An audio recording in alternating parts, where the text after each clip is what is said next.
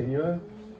Et j'avais passé toute la nuit en train de lire ce passage. Et il a fallu que le Seigneur m'éclaire véritablement. Alors je ne dis pas que la signification signifie tout ce que je vais vous dire. Mais néanmoins, ça a touché mon cœur. Et je ne suis pas plus que vous, moi. Et vous n'êtes pas plus que moi. On a un cœur pour Dieu et on a besoin d'écouter la parole. Et vous savez, on peut passer des difficultés, des déserts très difficiles. Et parfois, ça peut même se voir sur notre visage que nous passons des déserts. Hein. Et j'étais en train de lire et le Seigneur m'a dit, écoute, et puis lis ce livre. Lis ce livre. Et je lisais au chapitre 1er et au verset 6. Et c'est la Tsunamite qu'il va parler. Elle va parler et j'aime le livre des Cantiques, j'aime ce livre-là parce que c'est véritablement une histoire d'amour et vous savez, on en a besoin d'écouter parfois. Hein. Alors écoutez, il va dire ça. Livre des Cantiques, chapitre 1er et verset 6. Et elle va dire ça. Elle va dire, ne prends pas garde à mon teint noir, c'est le soleil qui m'a brûlé. Mais juste avant, écoutez, c'est particulier, ça m'a touché.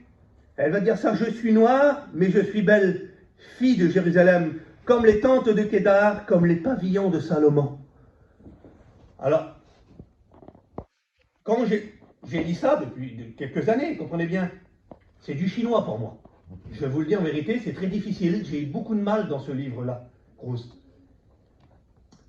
Mais le Seigneur m'a éclairé sur quelque chose, sur une pensée, et puis j'ai été fortement béni. Fortement béni. Quand elle va dire « Je suis noire, mais je suis belle, fille de Jérusalem, comme les tentes de Kédar, comme les pavillons de Salomon », là c'est l'Église, comprenez bien. C'est l'Église. Et elle va dire ça. Elle va s'adresser aux filles de Jérusalem.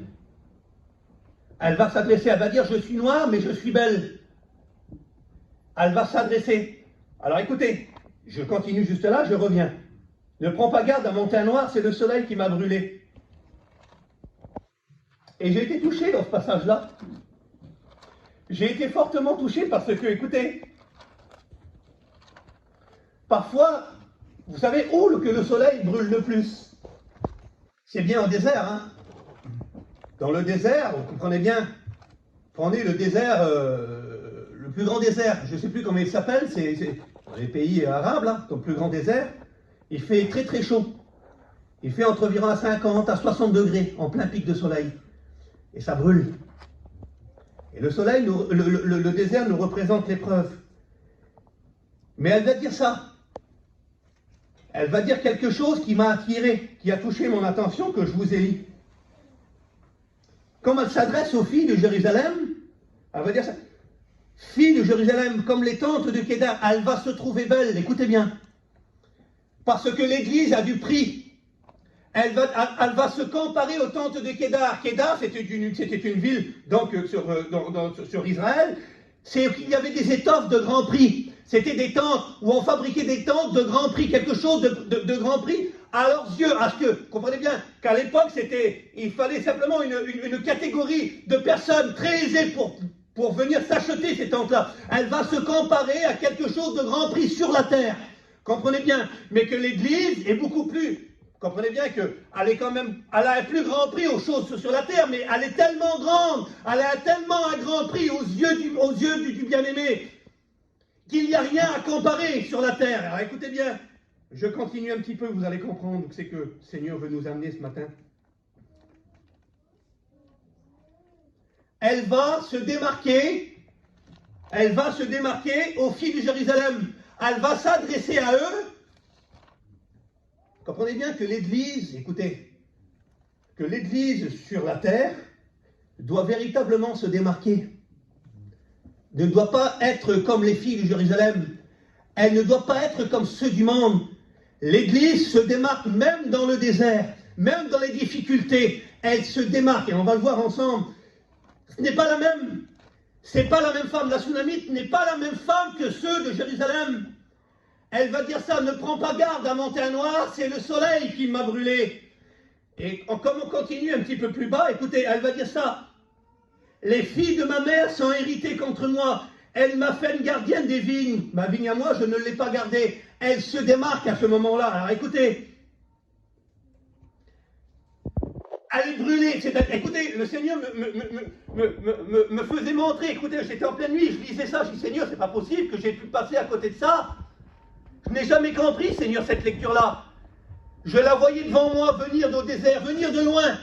Elle s'est démarquée, elle n'a pas été la même. Elle est marquée, elle est brûlée par le soleil. Elle est marquée sur son visage. Elle est marquée sur sa propre vie. Et parfois, vous l'avez vu, des fois, on le voit. Hein. On le voit. Quelqu'un qui passe une épreuve, quelqu'un qui revient du désert. Quelqu'un qui est dans le désert, mais qui revient tout doucement. Qui arrive à... On le voit sur le visage, il est marqué, de mousse. Il est marqué par la difficulté. Oui, mais il se démarque. Il arrive quand même à se démarquer, même qu'il est marqué, même quand on le voit. Même quand on le voit. Et écoutez, je continue un petit peu. Ne prends pas garde à mon teint noir, c'est le soleil qui m'a brûlé. Les filles de ma mère sont irritées contre moi. Elle passe une épreuve. Elle passe une épreuve au sein de sa propre famille.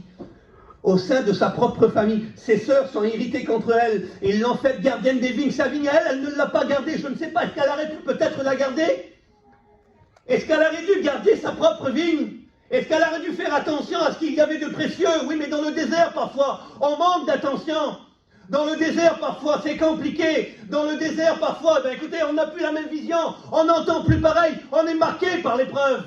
Quand on est dans le désert, oui, mais écoutez, elle s'est démarquée contre les filles de Jérusalem. Ce n'est pas la même. Même si, écoutez, elle va dire ça, même... Elle est quand même belle, elle se compare à quelque chose de beau sur la terre, elle se compare au pavillon de son bien-aimé, elle se compare au pavillon de Salomon. Et les pavillons de Salomon, c'est beau. Les tentes de Kédas, elle a un grand prix, elle va se comparer à quelque chose de grand prix, oui. Parce qu'elle passe à désert, mais c'est un grand prix. Les yeux du bien-aimé sont sur elle, et on va le voir ensemble. Même quand on passe à désert, même qu'on est marqué, même que c'est difficile, même dans ta vie, c'est difficile, même que tu es marqué par le soleil, que tu es brûlé, même que tu passes dans l'épreuve. Écoutez, les filles de sa mère, donc ses sœurs, sa propre chair, elle est marquée. Et c'est difficile dans le moment qu'elle passe. Alors écoutez, je continue un petit peu ensemble.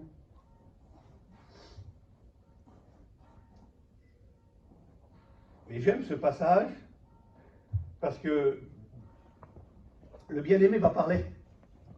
Et quand le bien-aimé parle, c'est différent. Quand le bien-aimé se met à parler, il y a quelque chose qui se crée en nous, ok?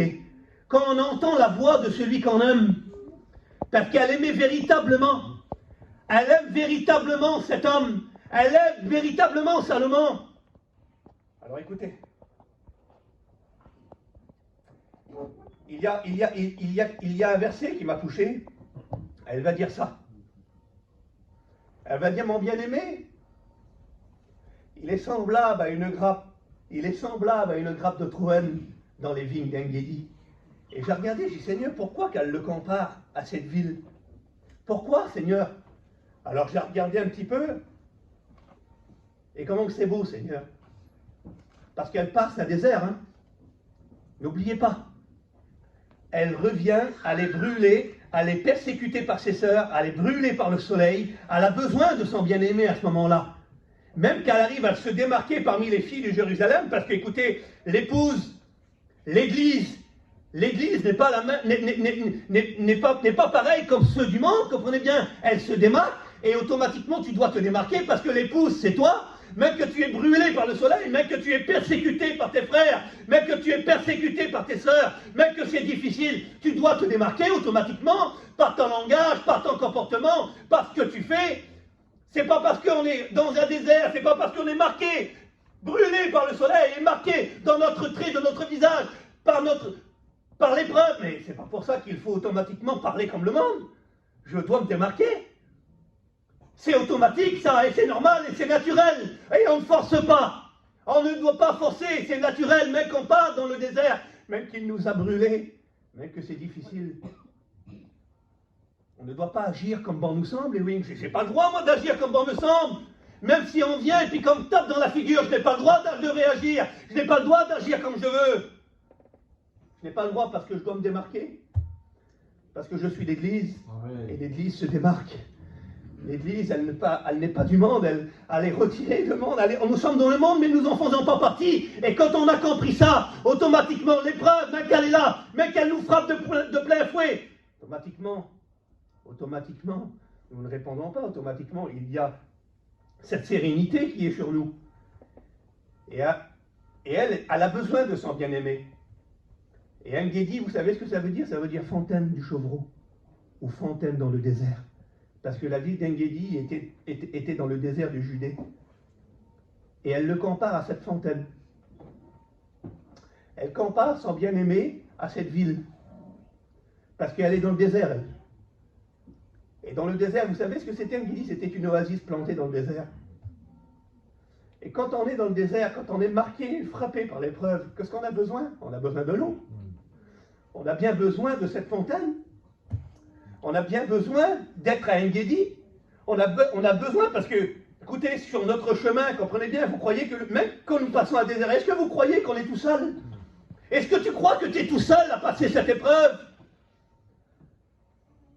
Bien sûr que non. Il y a Engedi. Il y a le bien-aimé. Amen. Il y a Jésus. Ça me dit, tu n'es pas tout seul. Même que tu es dans le désert et que tu es brûlé, persécuté par tes frères, persécuté par tes sœurs, que tu es marqué, que tu es brûlé véritablement. Ne prends pas garde, elle va dire ça. Hein. Ne prends pas garde, la montagne noire, c'est le soleil. Mais il semblerait qu'elle ne fait pas attention à cette épreuve. Pourtant, elle est là. Pourtant, elle est là, oui, mais elle a ses yeux rivés sur le bien-aimé. Elle a les yeux rivés à Engedi. Et elle prend la direction de cette ville parce qu'elle le sait que là-bas c'est une oasis.